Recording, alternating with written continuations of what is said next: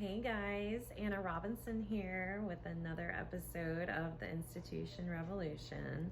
And today's topic is how to replace your phone with a book and how that helps you to become the best version of yourself and why it is considered a success habit to read at least 10 pages a day.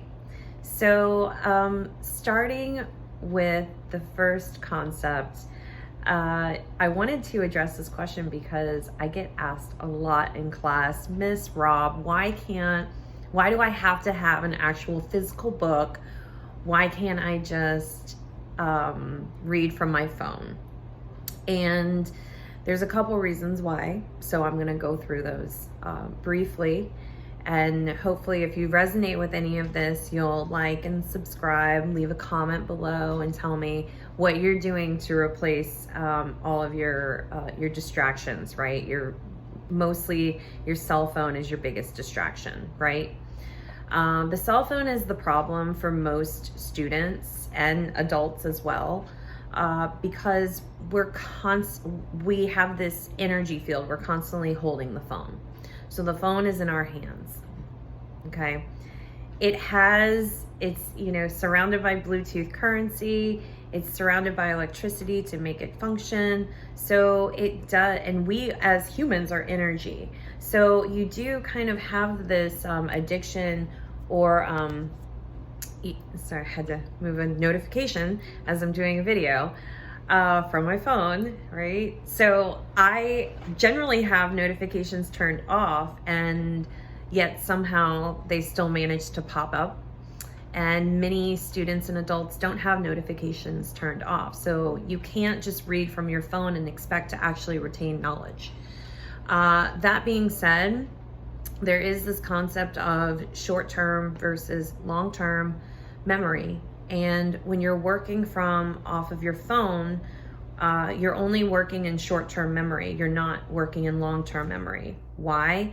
Because of all of the interruptions and distractions. If you really truly want to learn something and grapple with a concept or idea, you need to not be interrupted. Multitasking is a myth.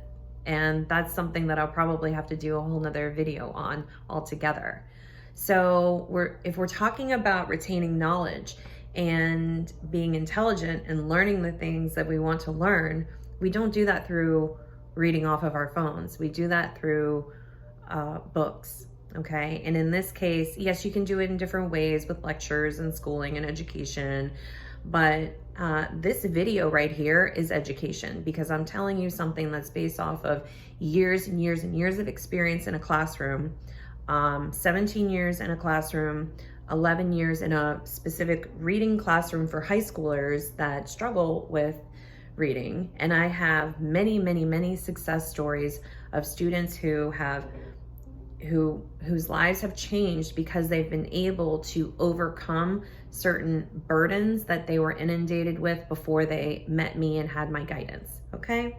So going back to my notes, 10 pages a day in a book will rapidly increase your concentration. That's number one. Number two, it's going to increase your fluency because it's going to help you speed up your inner dialogue with yourself. So the more that you do it, the more that you read, the easier it gets. Just like that feeling at first when you first start reading, you're like, oh my God, I can't do this. But then after maybe 15, 20 minutes, you kind of settle into the book and then you understand that, oh, I actually do need to kind of warm up a little bit.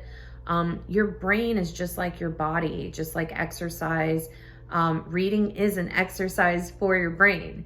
So that's kind of like the whole process of why it's healthy for you and why it's a success habit. The other thing to mention is, of course, choosing your own book. Wow. So in high school, I teach students how to actually pick a book that is surrounded by their own interest. And this is the problem. This is the problem right here, because people actually don't know what they're interested in. They no longer have hobbies anymore. Like fishing. I mean, we live in Florida. There's lots of fishing. That's a hobby. There's, dancing is a hobby. Painting is a hobby. Horseback riding. There's all these different hobbies that we can do. And oh, by the way, reading is a hobby as well.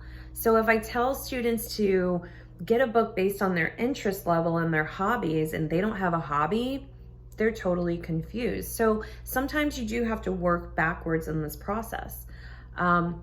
I've shared my favorite books to my classes, and I'll tell you now, my favorite books, Think and Grow Rich by Napoleon Hill. It is an amazing book, and for me, what I took from that book is not rich in wealth, but rich in abundance. So it's how do we create this deep desire to want to